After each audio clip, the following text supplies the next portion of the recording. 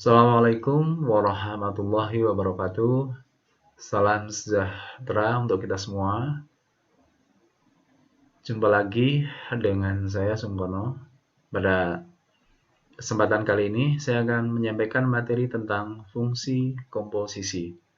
Nah, materi yang kita bahas yaitu meliputi pengertian fungsi komposisi, kemudian sifat-sifat fungsi komposisi, kemudian bagaimana cara menentukan fungsi G kalau diberikan fungsi F dan fungsi komposisinya. Kemudian bagaimana cara menentukan fungsi F kalau diberikan fungsi G dan fungsi komposisinya. Nah, pengertian fungsi komposisi ini kalau misalkan saya punya 3 buah himpunan yaitu A, B, dan C. Fungsi F itu merupakan fungsi dari anggota A ke anggota B.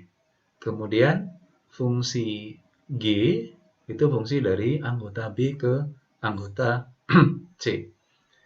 Nah, G bundaran F itu fungsi dari anggota A ke anggota C. Nah, bagaimana hubungannya? Kita bisa melihat di sini. Kalau X ini anggota A, maka petanya di B yaitu Y sama dengan Fx. Kemudian dari anggota B ke anggota C di sini dihubungkan oleh fungsi G. Maka Y petanya di C yaitu sama dengan Z, di mana Z ini sama dengan GY atau sama dengan GFX. Nah, tadi G bundaran F kalau kita misalkan sama dengan fungsi H, yaitu menghubungkan dari anggota X ke anggota C. Sehingga Z-nya ini bisa kita tuliskan dalam bentuk G bundaran Fx. Nah, dari 1 dan 2 di sini, maka kita bisa menyimpulkan bahwa Z itu sama dengan G bundaran Fx sama dengan GFX. Kemudian bagaimana cara menentukan domainnya? Yaitu domain dari G bundaran F. Ini harus memenuhi bahwa X itu X di sini anggota dari domain F. Nah, Fx sendiri itu harus menjadi anggota dari domain G. Kemudian bagaimana range dari fungsi G bundaran F ini, fungsi komposisinya, nanti kita bisa memasukkan dari domainnya. Pelajari kembali bagaimana cara mencari range untuk fungsi pada materi sebelumnya. Sebagai contoh di sini, misalkan ada fungsi Fx sama dengan 2x ditambah 5 dan Gx sama dengan 3x kuadrat. Kita harus menentukan misalkan F bundaran Gx dan G bundaran Fx. Ini kalau kita lihat dari yang nomor 1 terlebih dahulu, F bundaran Gx, maka hasilnya Fgx. Jadi X di sini tinggal diganti dengan G. Jadi sama dengan 2G ditambah 5. Karena G-nya 3x kuadrat, maka tinggal kita ganti dengan 2 kali 3x kuadrat ditambah 5. Sehingga hasilnya 6x kuadrat plus 5. Kemudian untuk G bundaran Fx sama dengan GFX. Maka tinggal lihat fungsi G-nya 3x kuadrat. Nah, X-nya di sini diganti dengan Fx atau kita ganti dengan F. Jadi 3x kuadrat. Nah, F-nya sendiri yaitu 2x plus 5. Jadi 3 kali 2x plus 5 dikuadratkan. Kalau kita uraikan, 2x plus 5 dikuadratkan menjadi 4x kuadrat ditambah 2 kali suku-sukunya, 2 kali 2x kali 5, ini 20x, tambah 5 kuadrat, 25. Tinggal dikalikan dengan 3. Sehingga G bundaran Fx sama dengan 12x kuadrat ditambah 60x ditambah dengan 75. Nah, sekarang untuk mencari domain dari F bundaran G, ingat tadi X harus anggota dari domain G dan Gx-nya nanti harus menjadi anggota domain dari F.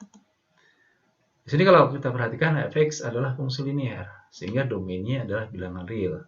Gx ini berbentuk kuadrat atau fungsi kuadrat, jadi 3x kuadrat, maka domain dari G juga bilangan real. Nah, Gx sendiri hasilnya itu selalu lebih besar sama dengan 0. Maka Gx menjadi anggota dari domain F. Jadi nggak ada permasalahan di sini.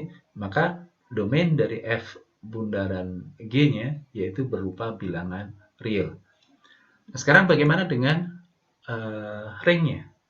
Kita tahu tadi F bundaran Gx-nya yaitu sama dengan 6x kuadrat ditambah 5. Ingat saat membahas fungsi kuadrat, maka di sini nilai minimumnya dicapai kalau x-nya berada di sumbu simetri, yaitu di sini sumbu simetrinya x sama dengan 0. Dengan demikian, nilai terkecilnya di sini yaitu kalau x sama dengan 0, yaitu y diperoleh sama dengan 5.